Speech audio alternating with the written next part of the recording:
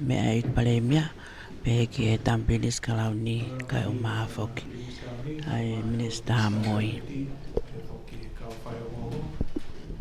Ko e whatahanga mahini ni whahoko i he office Palemia whatataha mai hoi minista kapniti pe whoki e Faiongoongo i awharai te kotoa pe e whaose mahina ai a koe press conference eni ai hoi kapniti o whahoko ki he mahina ko maasi.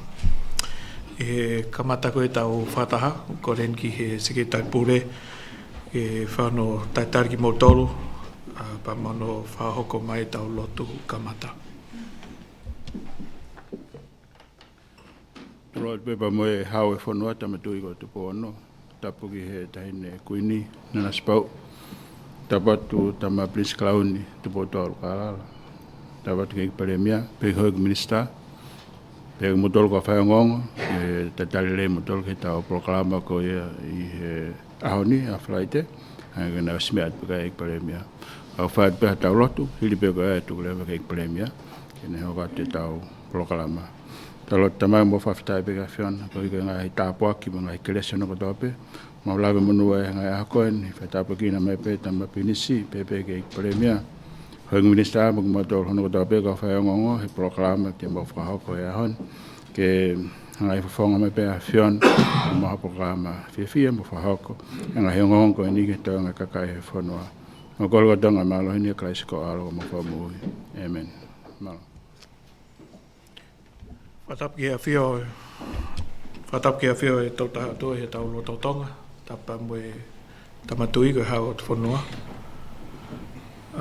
Tupa wono ka mai tahini kuinini, nana spau.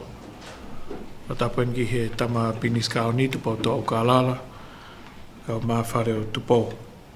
Tapu ki he hoi ki minista kapneti ka pure ngāue, pefo ki he ka Faiongoongo me i Tongani.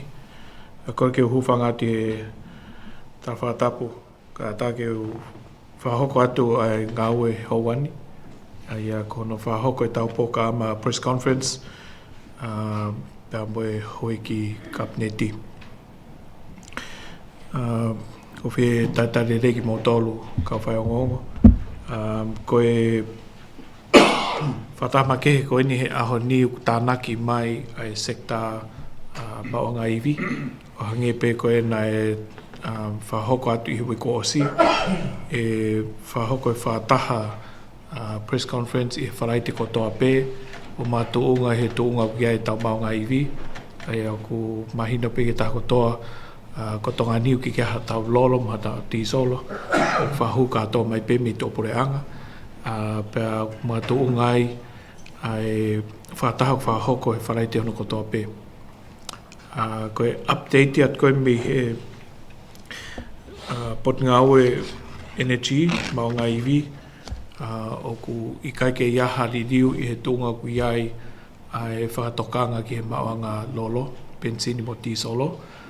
O tau i he green, ai koe level urua kipe tau ke iai. Pea o ato e whaingamarie ki he kautaki ngā weke nau tok whamala ala atu ai ngai whai kiki. Whikau aki pēr moe tuunga ke tau maonga lolo. Ka kone tōkone aho ni whawhia marie. I he tūsite koe wikeni nai whai e whatanoa ki he Palemia koe ni a whisi. Koe uhi koe tau lolo koe ni ku whahu mai me Singapore, pefo ki South Korea. O whawhau mai i whisi. Pena whai e hohaa na iaha taimi o ku whangatangata i whisi. Ahono toi Tufaki holo e nau lolo. Ka ku os whapapau i mai me Eiki Palemia whisi. I he ma whatano na whahoko e tūsite wikeni. I he tari koe me he Palemia whisi. Na me mai Eiki Palemia. Ko e civilise pia moe lotu. Na e tūtai whisi ko e whaki at mi tonga. Pea ko tui mahau ku mahino pea e tari koe me Eiki Palemia ko ni a whisi tēnā o tokanga mai peke tunga ko kei lo loko uhi whawhau mai ki tongan mei fis. Ek whare rei au pito e tau wā pia mo e tau kaunga api. Pia koe anga koe tuu koe ni ai ti solo whiunga ke hoko atu pe ai ono Tufaki uhila me he tonga pāua. Kei tatau pe Fakamatala wikeni me he wiko o si. Kuna o mao pe ai lolo ti solo whiunga ke hoko atu pe ono ngāo ke ta uhila hamahina tonu. Koe mea peo ku whaikia e sio ko hui ku lava o whapapau e lahi koe ai pensin pa mo diesel whahuma ke whonuani o whawhia maari e pe.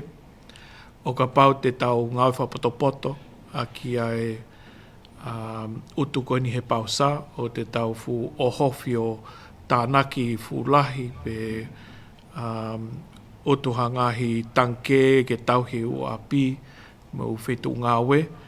Ka tau ngāwe ki pe ai whaunganga mahenia utu whapoto pe ki he whemau whakaaho mo whemau whakawike. Ko hi e tolonga peo whatatau ki he tau ngāwe i whakaaho hange pe koe ku tauanga mahen ki ai. Koe taim pe koe ku ohofi ai he kakai o nau utu o toi lahi ange nau utu anga maheni tau hangarewa o wesia lahi koe ai utu koe ni ngai pausa. Au ke hoko atu pe ai whakatokanga me he poreanga ke o te tau fu manawahe koe uhi koe tū koe ni supply o ke he tunga whawhi maari pe.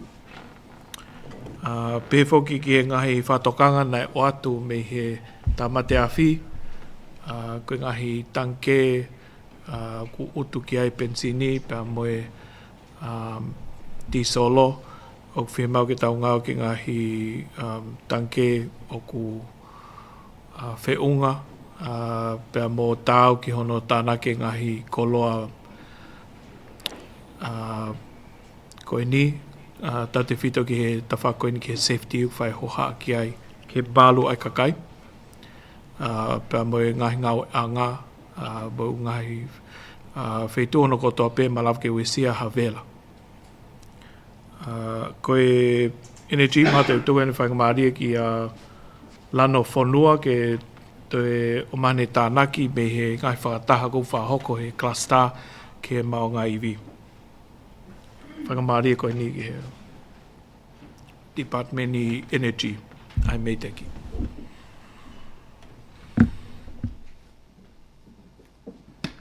Yo, malo. Ko le whamoret kau hokote ki update koe ni he lea whaparangi. So this week, intercluster meeting, second meeting was held under the level 1 advisory. Government just establishing their reporting mechanisms internally so that we have those things in place to make the reporting and communication, which is important at this stage, function more efficiently. That's in place. Planning is underway for any case where we escalate to the other levels. So different ministries are within these cluster groups that have to do with logistics, particularly transport, communications, health, response, are working on the action planning for the different levels. And that's underway. I'd just like to add to the minister's update there around the importance of communication during this period. So there's been, I think, there's been a few announcements this week from one of the gas suppliers, and we'd just like to reiterate there was Go Gas pausing supply. They're only 8% of the supply for LPG gas in Tonga, and that Tonga Gas also has responded with a press release of their own, just to reassure the public that gas supply to Tonga Gas, which comes through Australia, is not there's no issue with that supply at the moment, and it's not for the foreseeable future because that's supplied direct from Australia, not through Iran. So that's one thing to add. But otherwise, there was no recommendations to escalate at this stage, and things look stable. Malo. Paula, te tuet whaimani ki Eiki Palemia, e te whakungai competent authority ai ko nau tau nau pure ki he mau inga ai lolo mo kasa. Malo ai Palemia pa ko ke ki Kautaha ko se ma fa. Ko tu ma ko ai pure se unga ke competent authority ai au mau tokanga e ki poate ko ni ai totongi ata pe i lolo. Ko tu ma ai tai ni bi ko fi fa pe ke me ai ho e ki kai fonua. O kai ki ha totongi pauia o kutu o kia he taini na ma o si hanga o seti i Fakataha i he kamataanga pe o ke ni a price ke hoko mai ai ke lere ai fonua o si pe koe Fakataha koe ane afi pe to i whakahoko mai ai kore tau te fito me supplier koe Pacific Energy koe nau kore ke te whano whakaukau e ano hiki o totongi ai koe tuunga koe ni ui ai e mowe weu whakamaha pure anga koe na i he hahake loto ku o kai ke lava ia ke mapure i he tuunga ko he taini. Ko e ongo Kautaha e o na hu mai e tau lolo e ko Pacific Energy pe mo e Kautaha ko total. Ai au na hu mai ai lolo ki Singapore be fai ono refine o to o mai ki he Pasifiki ka ko tongani u fo mai fish. Ai ko e pese te lahi taha o lolo o hu mai me ha ke loto i fitu kon fai tau o hu hanga tau mai ke saute whakahake o Asia, pe ko Southeast Asia, o kawai, e ngai whanua ko sia pani sia ina. Kau mai ki ai pia mo Singapore. Ai au nei ai ngai kontureki hanga maheni e ngai Kautaha supplier, pia mo ngai Kautaha ko niki hono hu mai ko e loro. Ka ko taini mi ko si whakata au ngai ngai kontureki ia. Ai ka pau fie mau ke nau hanga hu mai loro, ko pau ke nau anu to ke price, hanga tonu pe ke spot price, ai aku o ku hanga tonu pe ke ngai Kautaha ko hu mai. Ai ku ne we sia lahi tau to tong lolo. O ku toi hui e whakataha e ahoni ai hui ngai koe ke lava mai ai e mau CEO mo e secretary ke competent authority. E ku toi whai whakataha ke toi whano toi set for all hato tongi kono o inga ke toki tukuange whaka officiare me ke kai whonua. Ka koe to tong koe na mau na mo si hanga e mato setia ku me hiki a pe sete ni manoa. Aia koe toi mau mai pia he pong koe e ahoni ai kore pia me Kautaha supplier koe ni. E toi whano whakaukau i he kapau e ikai. He kai ke nau toi lama to hu mai. Hanko mea na mea ke Eiki Palemia. Koe tau supply koe tau lologo i fisi ku tu pe tu malu ka koe hoko atu koe ke kahau. Ai koe mea pe tau whakaam ke ai ke whai mo osi ai mo weu koe. Ni ka koe tu koe oi price pe koe totongi. O tau amanaki pe e hiki pe ia. Ene tu koe ke kahau. Ka ku whiriri waki pe ngai mea o mai ke competent authority pe koe wa prefe unga. I he aho kotoa, ai o kui ai ho haala ngai Kautaha supplier, pite nau kei lava o mai, mga tuunga he whito aki mo hiki hiko na e totongi. Mahalo Eiki Palemia koe ki mea penea ku lava ke o atu me tafa ako e pure whiunga maa. Mahalo. Tau hoka atu rewa ki he kohi tuku at pe whainga maari ke o maha mo ngahi whehui. Ia tau hoka at pe ki he kawenga no hoko. Aia koe ripoti i e wha osi koe ni e mofuike na e wha hoko koe ni na e hoko i whawau. Ai koe ahua wha koe ni o maa asi e ni maa tol fitu. Na e ia e mofuike a ne leko o ti koe 5.5 i ne magnitude i e kilomita e te au ono me nei afu. Pau tau whamalo peke e kiko uhina i loloto au pito ai mofuike koe ni o neongo ne malohi ka nei kike ai ha peau kula koe lahi taha e peau na leko o ti i nei afu na e sentimita e tolu noa koe lahi taha koe peau na leko o ti koe Nuku'alofa na e au maho sentimita e hongo fulu. Aia koe wesia koe na e hoko me he tsunami pe koe peau mga tuunga i he mofuike koe ni na e sisi au pito. Pea i he ngai Fakamatala koe ni kumau koe ni he taimini na i kike ia ha ngahi whare pe koe ngai koloa na e mau o mga tuunga i he mofuike koe na e whahoko.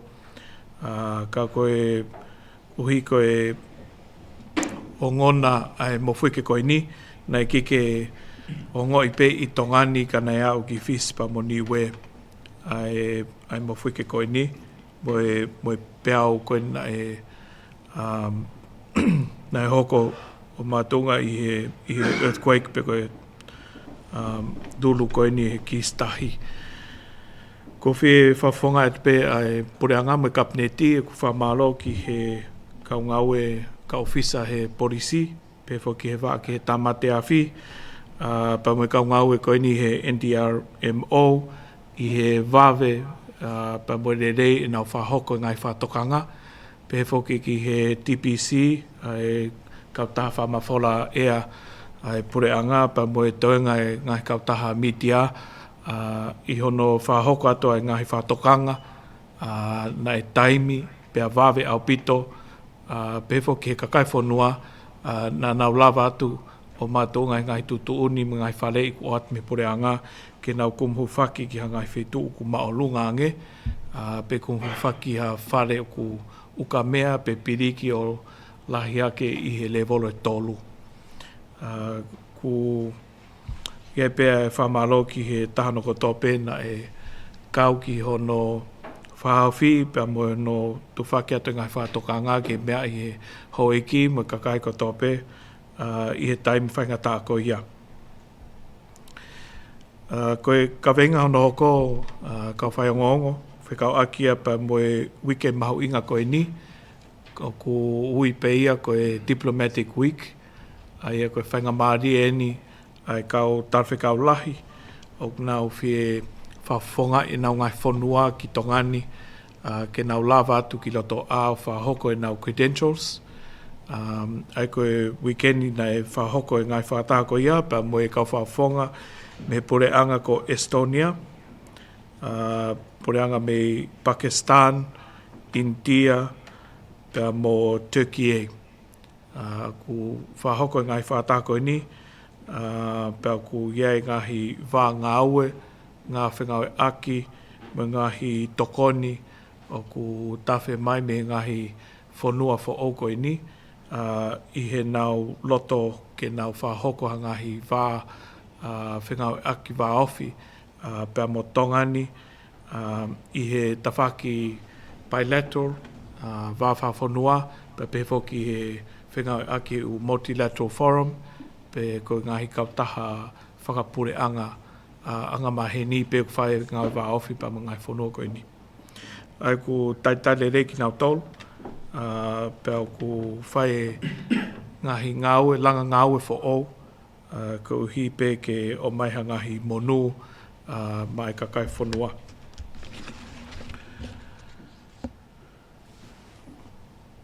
Koe mea rerei whoki hono whahoko e ngahi pokaama i ngahi ahoko osi. Na e whahoko ai launch pe hono Tufaki atu ai ripoti. Whekau aki pēr mo e AI, pe koe Great Divergence AI report.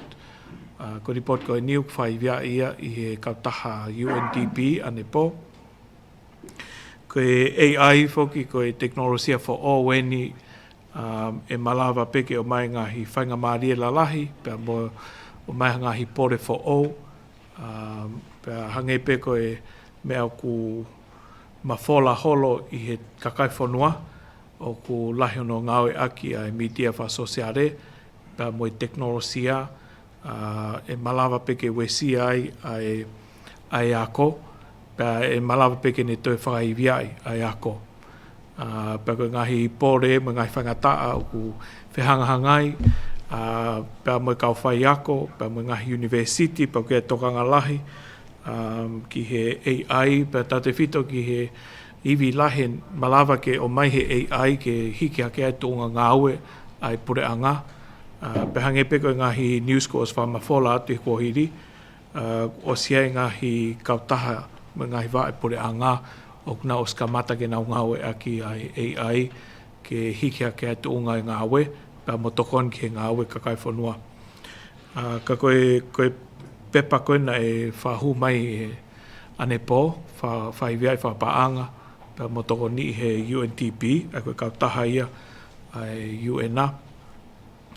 O ne hanga o huru i mai, ai ngahi mea ke tokanke pureanga, koe ngahi whainga maari mo ngahi pore, ke tokoni ki he Kautaha ki he taim kou tau whao e ngahi lao mo whakaivia e ta whako ia i he u sekta, pefo ki he ke ngau e pureanga. koe youth and gender policy, ai koe ngahi policy ia, tene hanga tataki ai ngau pore anga, na e tari ane afi, ia koe policy koe ia, tataki ai pot ngau e hoi kwhawhine, mo tautupu, me he internal affair. Ku Fakataha mai pe mo National Youth Policy, ai koe policy ia ki he tautupu.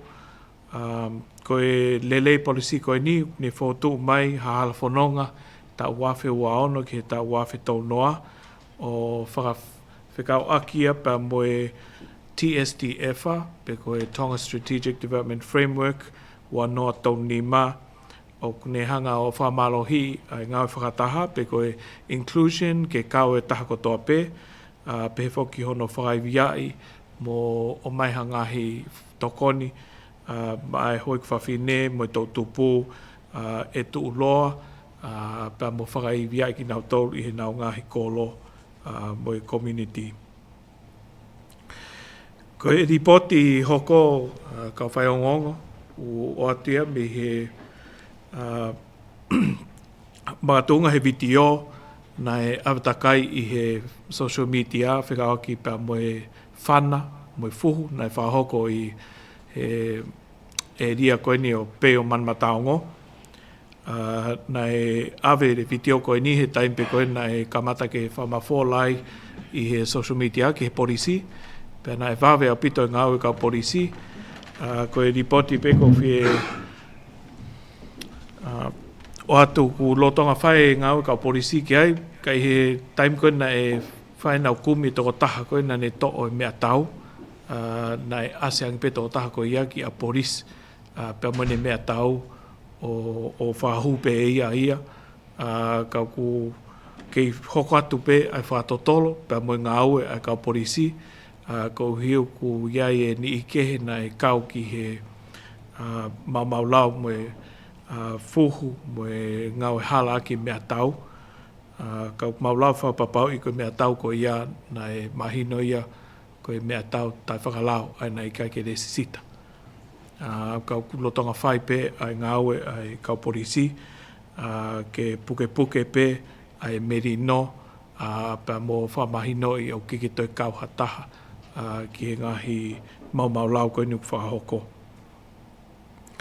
I he weekend yo hangepe ko e ripoti ko na e o atu me he ngahi aahi ko ni me tō pureanga o ku i Tonga ni ai panke e sia ai koe pure lahi me i whisi o ku i heni pea moe ne kau ngāwe pea ku whahoko e nau ngāwe whaofi pea mo pureanga mo no whao ai ngahi polkalama te nau toko ni mo whakaiwiai o whakatatau ki he palan ngā aue pa mo i visone koe pureanga pa ku whahoko rei ai ngai whakataha ko ia na ia e nau whakataha pa mo e kapneti pa pehefok mo e nau whakataha mo u pot ngā aue mo e kau minister ko nau ngai whaofi mo nau tolu pehefok ki he UN ko e toki fofua taimi eni o ku Hawaii e taki koe UN ki he Pasifiki, whakataha pa moe ngahi taki koe o agency, ai United Nations, pa koe pureanga whakataha koe ni o mamani, koe fofo taimi eni o whakataha katoa mai ai ki nau tolu.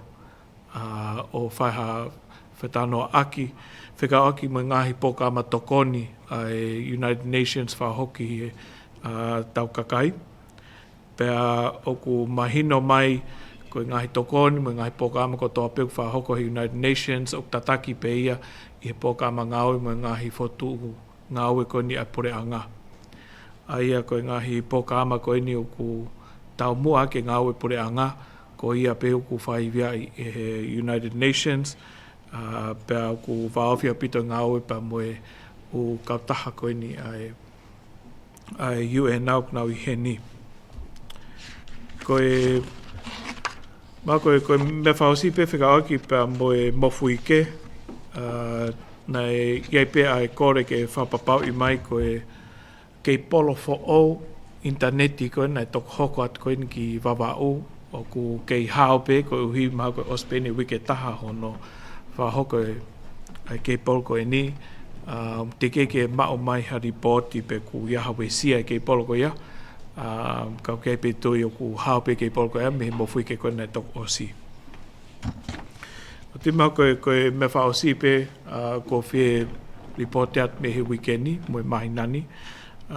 Mahino pe whoki o ku whai ngahi hopo koe ni, I he wā koe ka whawhonga, hiri koe ni, whiri koe ni a wanoa o November tau ko osi.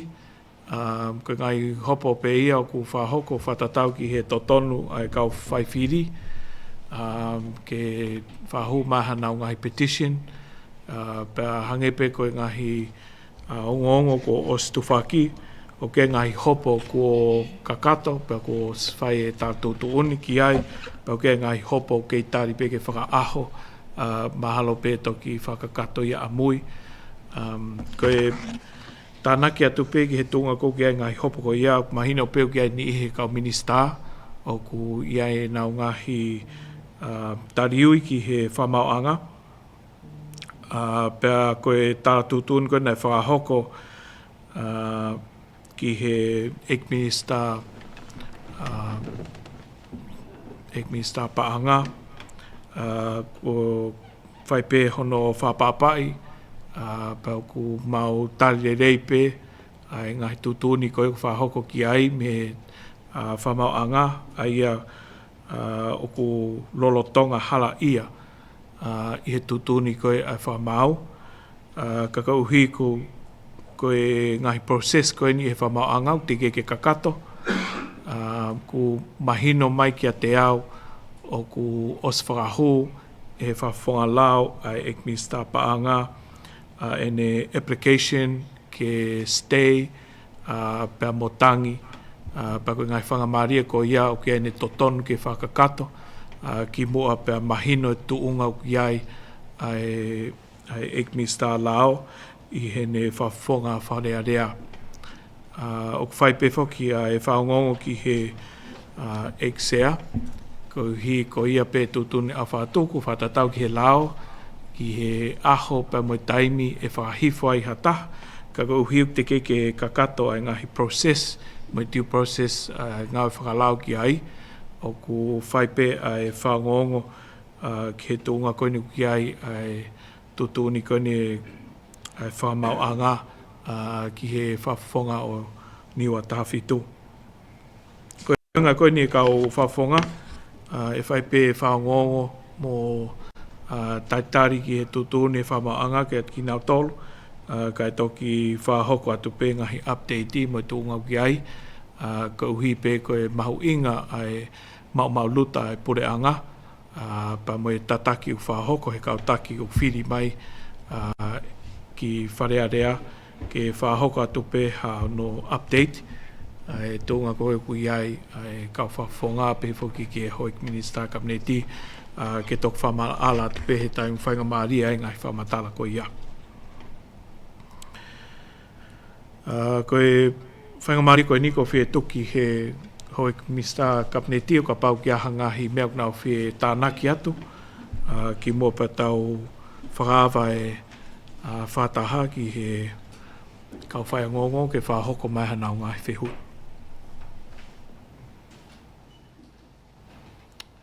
Ko tiu ku loto lelei pe hoi mista kabineti ke mo whahoko mai mo ngai whehui, ko whie whamanatu atu pe kau Faiongoongo, ke mo raki whaha mai ho mo hingoa, mo e Kautaha mo whawhonga ai, pa mo taktaha o mai ho mo ngai whehui ke tari atu pe a ke lelei taha.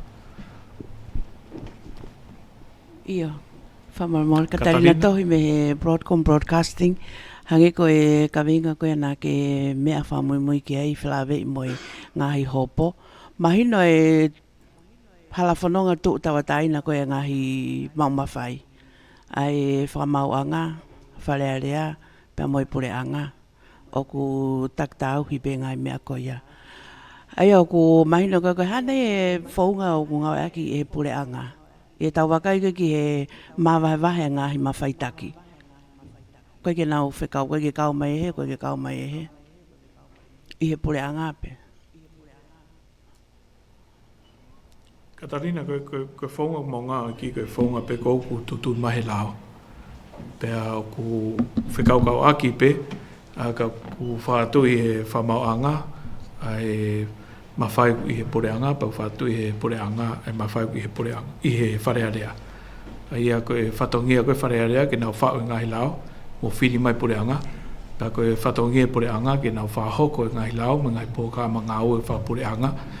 Pea hange pe ko ia ku tau sio kia he aho ni, koe whatongia whamaoanga ke nau hanga o whahoko ai ngai tutun whakalao ki he wharearea pea moi poreanga. Pea koe uhi koe ngahi hopo koe ni ko whakahoko, ko o mai he whamaoanga ai nau tutun whakalao. Pea koe mea ia ai wharearea pea moi hoik mi stack up nei ti he poreanga ke nau tari ui ke ngai tutun ko ia. Ka koe mea ko whewhaha tu o te keke kakato ngai ngau ko ia. O ku ia ngahi whangamarie ke whakakato ai tangi. Pea koe taimia toka a whatuku ai tutu uni, ai lao, pea moi whamaoanga ki a taha peu i he wharearea pea moi poreanga.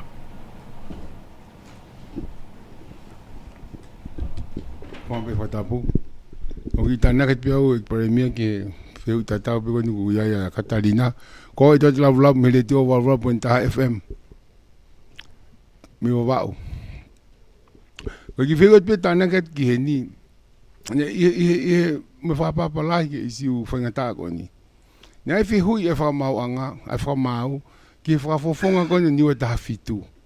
Pako le koti nuku o ku hi whamauanga pe. Nā ke mau e whakailo koe na tufate kau polisi ka te koe. Nā ke tā o whakahoko ke Eiki Palemia pa te whakanofo koe. Ne tarika ikai. Nā o se au he taha pa te lau e ia mea hui ke hoko bai. Ko ingo ke preprengesi e patseti ai pure a ngā. Ka iai haka munita e tuki tua.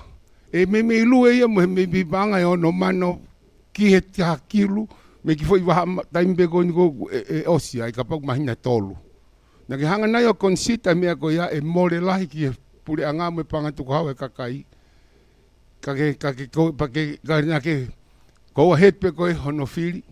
Ke nau hoko me mipa minista kabineti. Pe na ke osimea inai e ia e more lahi ki e patsete e pure a ngā.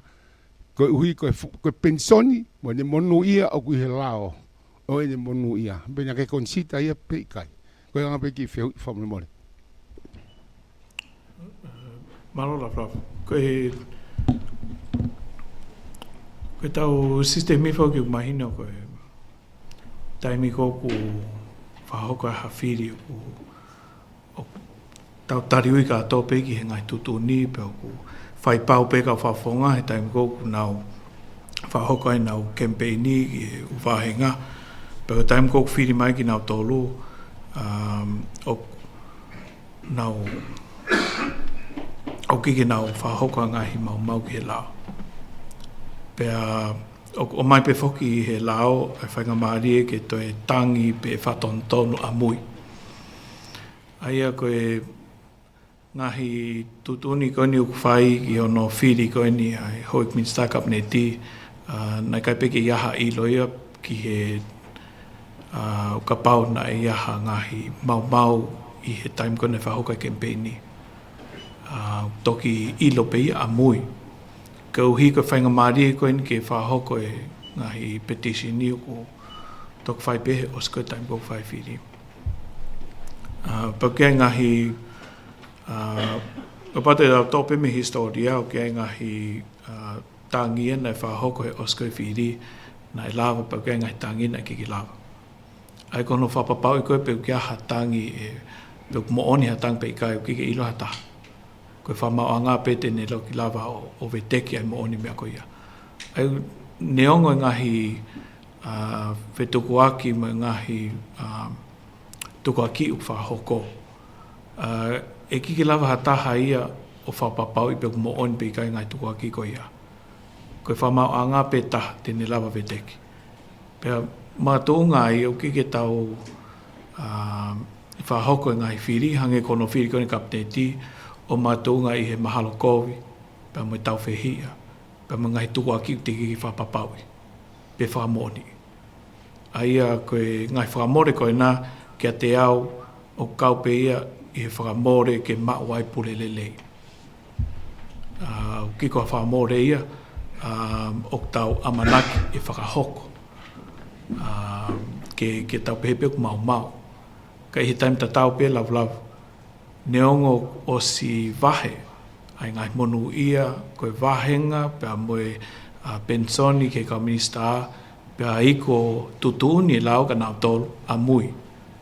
O ki ke pehe ia nai more noa ia pa anko ia, he nai ngau e tō taha ko ia, e waha taimi nai vahe ai. Pea koe vahe whatatau ke konistu tone. O ka pau te tau whai a ke lau maari ko e nā, e hue ka whafafonga, pa e tok wahe peki nau tōruia he osko e taimi koe uhopo. Ke mahino, koe toko taha koe iau whakalao pa nei ki ke kākā ia, ne hopo pe o ki ke tutuni whamahanga ke nau tōru. Ai koe ango ksio ki ai ono fua tau, o ki ka parpare mai wahe ia.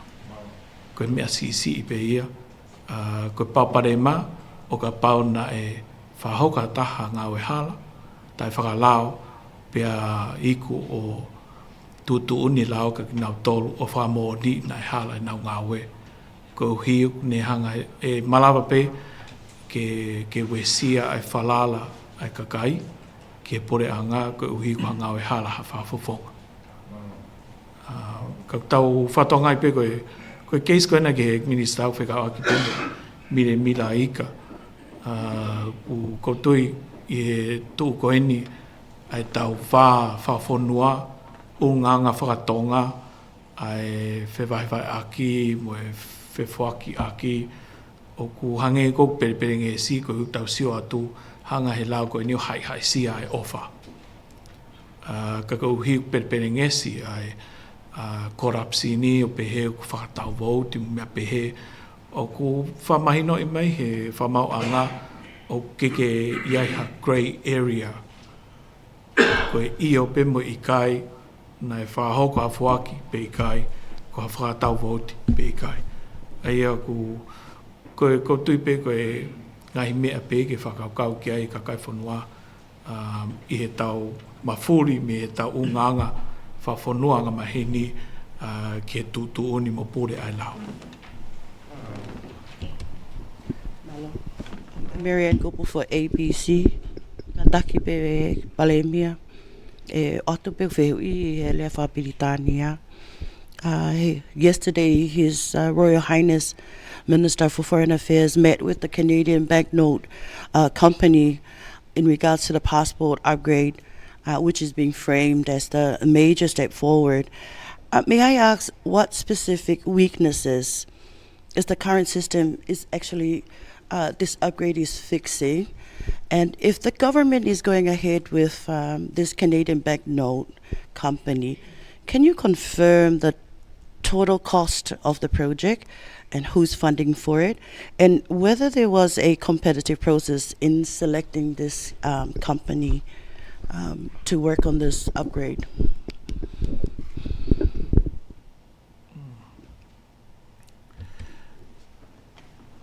Marianne, the e-passport presents stronger security measures. It means that we have an e-chip and people's biodata is secured. And the passport is only the forward-facing element of the program. I think the big reform here is the passport management system, one that is more reliable, one that is more transparent in terms of how it interacts with other systems in the world, especially when we are looking at transnational crime, as well as visa access to other countries. And e-passport enable us to use the e-gates. It will also secure the identity of the person. But in terms of the costing, the existing program is currently funded by the people of Japan and implemented as a special project with the International Organization for Migration, IOM. Their project was submitted for approval by Cabinet and was a 4-year project, but we cut it down to 2 years because we see the urgency of Tonga's passports and security. And the selection of the Canadian company? I can't speak to the selection of the Canadian company. I'm sure that if you direct your question to Ministry of Immigration, they'll be able to elaborate on that. But in terms of the companies that can actually print passports, it's similar to the companies that print money. And I believe that our coins are minted in Australia. Our currency, I believe, is coming from the UK. And our passports, I think the current passports are from Canada, so I believe it sounds like if the Ministry of Immigration decides to continue with them, then perhaps the new upgraded passports with the microchip will be from Canada as well. You didn't mention the total cost. I don't have the total cost details, but I'm sure the Ministry of Immigration will be able to give it to you. Unless the Minister of Finance, if he's here, no. We'll send that to you after this.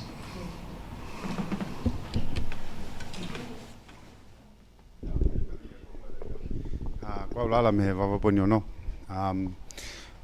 Mai te no fopeu ke hui Eiki Palemia ki he Tufaki energy. Nege me amai ki he level ko ai ko Tonga ni ku green. Pe tonu whanongo.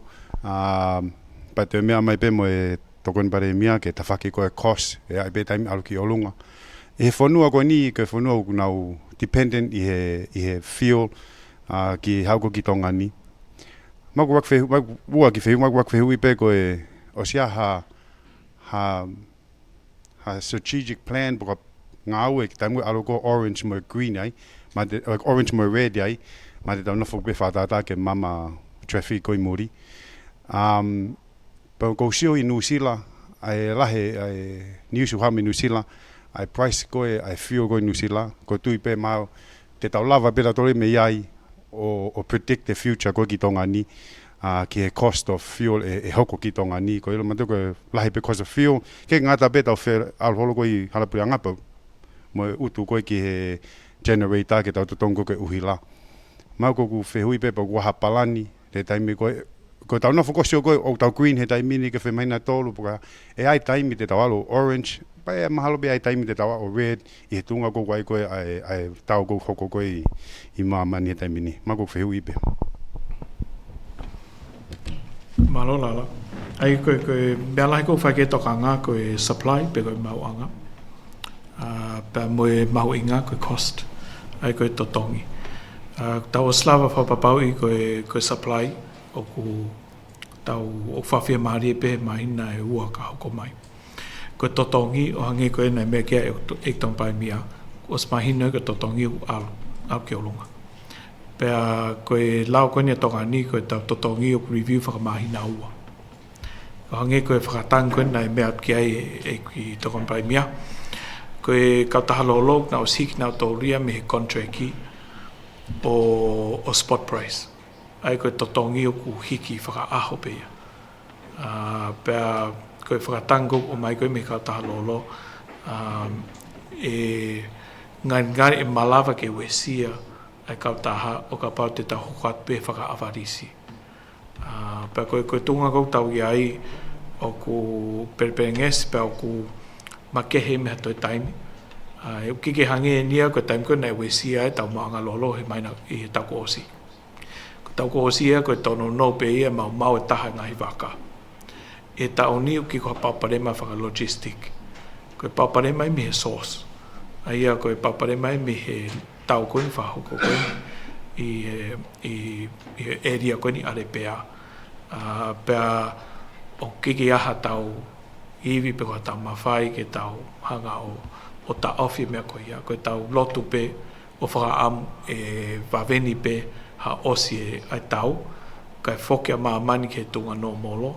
ai koe time cook hiki kai ai mau inga koe ni lolo koe ni ospe koe ni tau e foki pe ia ki tunga lolo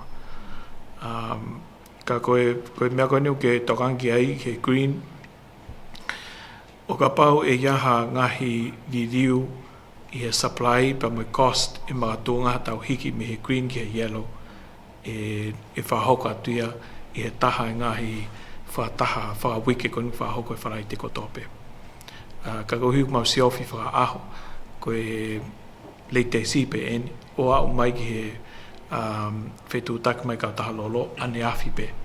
O mau whahoko atu pe ke mea i hoi ki, me kakai whanua, ai tunga ki ai whea rea aki, ka i he mau wakai, o te gigi iaha ngahi mga tuunga ke tau hiki ai me he green, ki he yellow, o ke whia maari e pe, ai tunga kou tau i ai ke tau i he green pe, ka he taim te tau pe whai whatokanga, ke o te mofu o hofi Kautaha lolo, pe kiu o ka pau ku kei toi pe ho pensini, ka motok utu pe taim kou whia mau ke mo utu. Koe uhi koe artificial scarcity o ku mau hoha ke o ka pau, e hoko mea koe ia koe tok taim pe no wai ai lolo. Thank you, Prime Minister Katalina Siasau from Matangi Tonga. On the same topic, Tonga has enough supply for the next 2 months, as you said. My question is, what happens then? We've seen the impact around the world. As Lala mentioned, in New Zealand and even in the Philippines, they are already in a state of emergency. When we get to that period, Prime Minister, how uncomfortable is it going to be for the government and the public? Is it going to affect flights, businesses? Is it going to affect everyday life for Tongans? Io, ai koe anga koe tau sio koe ko e pereri mo me o ton ke tau kei saipe. Ka mau sio whakaaho pe. Pe mau whahoko update whakawiki atu pe he wharai te kotope. O mahino pe ku iai ai hoha a koe uhi koe ngai mea koe ni hoko i tōporeanga. Ka mo mantui koe ko Nusila koe waka e taha mahalo tene whawhanga e whe mauka Nusila ha fwoi wike peta. Aia koe o lahi au pito angi pe nau whe mau loloa nau tō pe o lahi angi nau whawhalala nau tōru ki e lolo kou puta mai. Ko ki tau tōru koe waka e taha tene lava ia o whe ata whe mau o laka nge wike taha. We mantui koe schedule koe nai Tufaki atu he wiko o si o tau waka tau tō e tōru he wike. Koe Kautaha taha nau mai whaka wike ua, koe Kautaha taha whamahina. Aia ka hoko atu pe o mai e waka ko ia e nau o mai lolo ki tonga ni te tau saipe tau tau lui ma e pereri pa mo me. Ko mea tau wha am ke hoko pa ko kore atu ke tau lotu ke ose tau i loto pe foi mahina e ua ka hoko mai. E ko ika pai hoko atu pe ai tau me e pereri me au atu ki sune mo sulai te tau tohi tunga whaingata. Pea whatatau ki he iwi, me lahi koa tonga ni, e pure pe ngai whanua lalahi. Ai e pure pea Amerika, pure pea Siaina, pure pea India, mo whanua are pea, ai ku nau o mai e lolo. Pea i he tau seakare koe ni e Pasifiki, e pure pea Australia, pure a New Zealand, Pahange koe mea koe nau ripoti atu, nau tāki fisi, ulahanga fisi Tonga, o kore angia ki he Palemia ke ne mana tui maa Tonga o ka pate tau au ke Tonga ko ia. Ai ko tui, o kiki o whe o atahanga i Fakamatala, whekau aki mo sune mo siulai, o kiki ha mea ki Fakamatala, o tau tūka atoa pe i he tunga ta tau, koe mea koe ko ilo, ko vahe atu, pe o ngata pe e tau sio i maina e ua ka hoko mai. Ko mea koe ka hoko atu, ka tau hoko atu ki sune mo siulai, mahalo e toki mahino mai tunga kou tau iai, i ngai mahina ko ia, ha tau wofi atu ki iai. Mahalo pi e pere te tau ilo atu ngai iai, ai ka hau koe ni tau maonga lolo i sune, pe mahalo te tau toki ilo pe a sune i me. Ka koe ne tue hau ni tau ngata pe tau ilo i mahina e ua ke tolu. ka hoko mai. Koe ngahi mātunga koe aluki he yellow, moi orange, moi red, na Tufaki at peka ki motolo.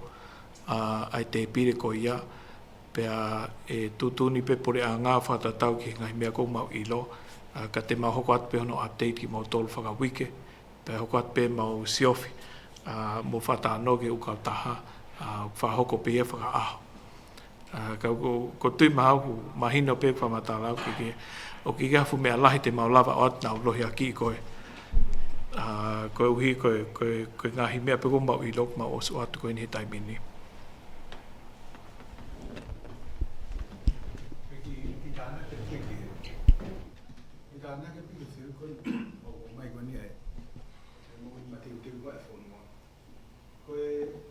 Na u whatalano ke nai ko ntuko tai ni ke te lava ia mapure. Ai ko ngo supply ko e ua ko na hanga o. O hu mai lolo ko ke na nai e na vai contract ki mo ngai totong. Ke na hu mai ke lolo ai ku hiki pe fokia. Ai te wape a ki whakatata ke tu unga ko o hiki. Ai ko tau ke ile rek pe fokia a price ko ni he na seti mai ko ni he mahina ko maasi. Ai ko whakanganga ko he taini mia u te kai whuki na mautari i he mau Fakataha ai competent authority i he kamataanga pe weekend ai ulaki hiki.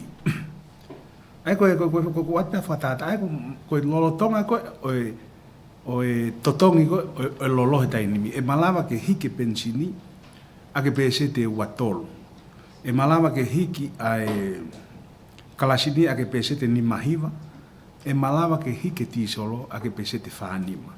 Ai koe whakanganga, te kai whuke tukuangi, po kai whuke ngai whakaukau e ni o mai o pehe. Seang ke tauhanga tuku atu he tainimi a hiki, ke mateu ke kakai, hano toki o atu haaki whangataha mai, ka nau peniki pe koe nau hoha, i kai ngatai koe ke lava he kakai o a 40. Ai koe whakaukau e koe ke whai koe tainimi, ai kua u ke tuunga ke ke toi whiri haha mau whiri, ai pure whiunga, ai whai mau Fakataha e whaka e tuku atu ai price to tonu ke mea e kakai. Koe mea pia ku o whai ke whakaamu he tainimi, ai mo ui whakapoto ko i he tainimi, hango mea e bare mea. Koe ke taulau tato si o atu he ngai mea koe hoko e kahau. Nā koe lolotonga ni o lotonga whitu utaki mai ai Pacific Energy ki hato i fo i hiki. Ai mahino ka lahi tahe lolo alu ki he tau mau angai vi hange koe uhila. Pea e lama ke tau whakapoto ka mata ato no whakapoto hono ngau e ke uhila he tainimi koe konga pe mateu. Hange koe mateu e mama sola. Koe lahi whau i he kausia ina ka mahino pe fokia koe ko pau ke whakatau. Ai tu unga utau whapoto e tau ngā ke uhila tau ngahi api. Pea o koutui koe alatene ke kuonga e au pe ki he lue lalo hange koe whakatapu. Pea o kaulele ia ke mea koutu waki he potu ngai mo ui ki he whanua whakalukufua. Ka koe tau sio atu e mateu koe ki he kahau. Kia te au o ku neongo kai ke tau ilo e kahau. He ku koe mea ni o ke malawa ke tau mapure. Ka ku osia pe ngahi mea fua tau sio atu ki he taini ki e tau whakapoto. Anko e mea e Palemia ko whiwha mama whai neongo ku lahi. Ai stoka e fisi pau quarantine ma e fisi. Ka hoko ha mea. Ia o te whatu dāmakeng e whakamuawai e fisi e ki nau tono mo nau kakai. Patoki a tafe mai ai. Ko toki hau i ka tiki tau toka koutui ko e poini maho inga he ni ke tau mo ui mateu teu. Tau toi whakapoto anga koutui ko ke fuue sia a motu heni e koe ke nau lahi ngau e ke nau toi kasa pe koe. Nau kei tafuafi pe e tō lahi ai ku kau i he hala whanonga te tau au atu ki ai.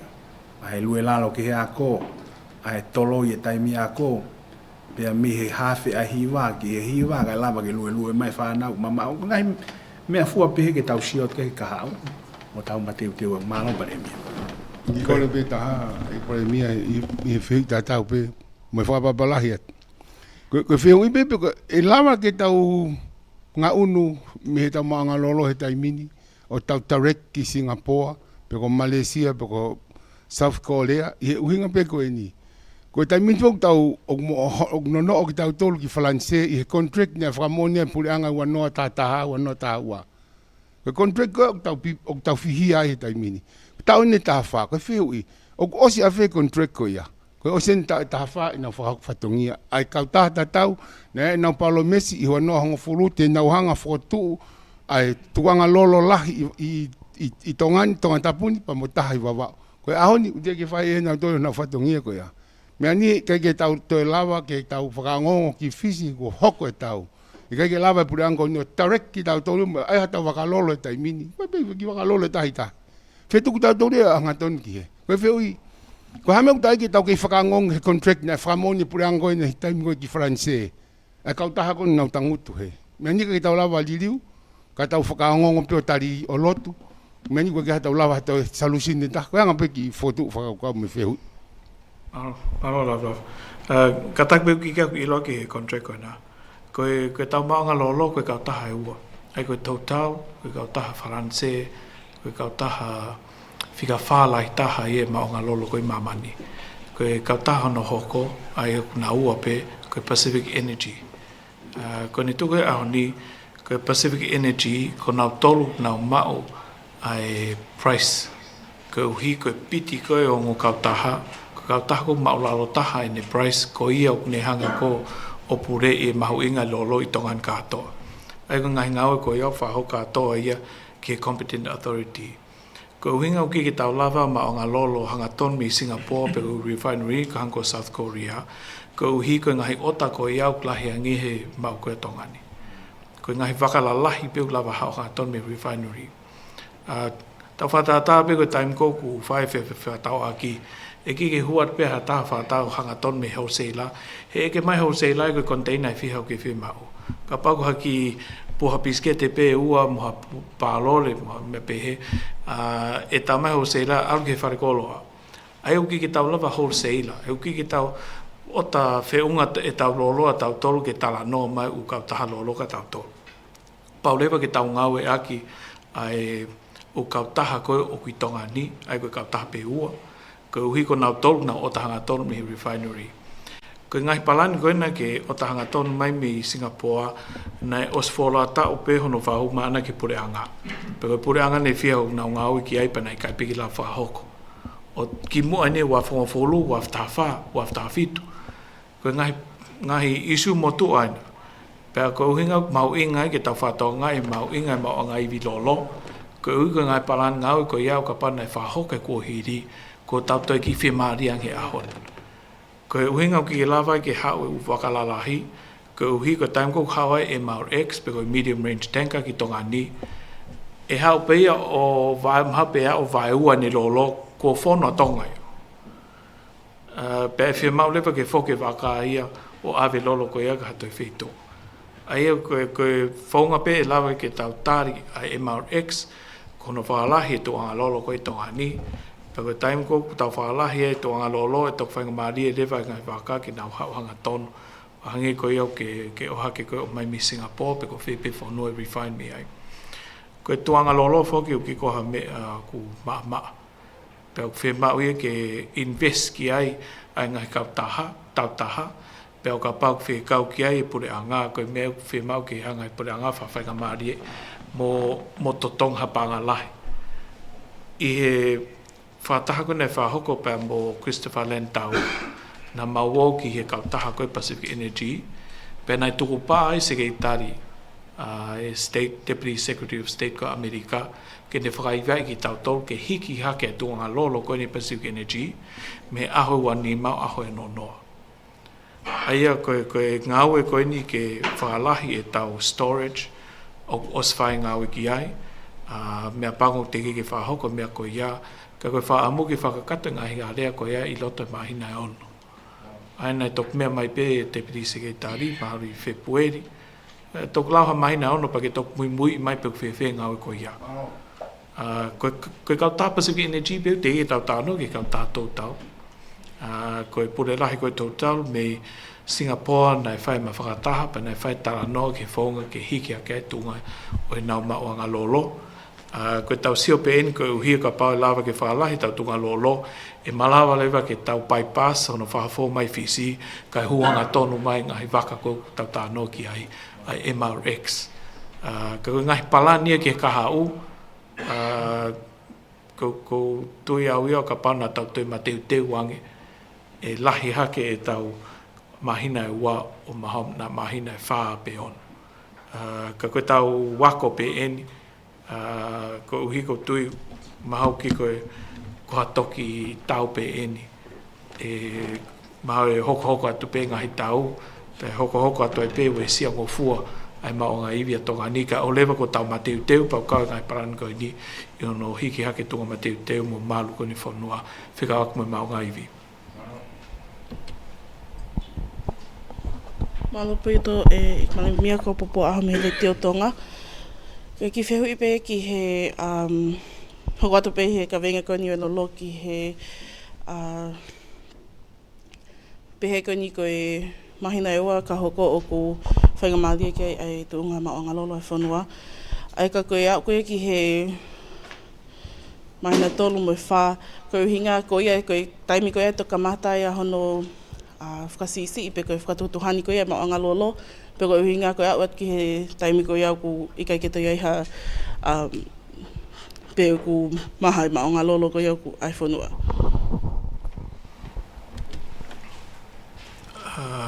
Ka haot ke taimi koe au ku no tau ma o ngā lolo. E ai ngahi tutun whapureanga ki hono Tufaki lolo.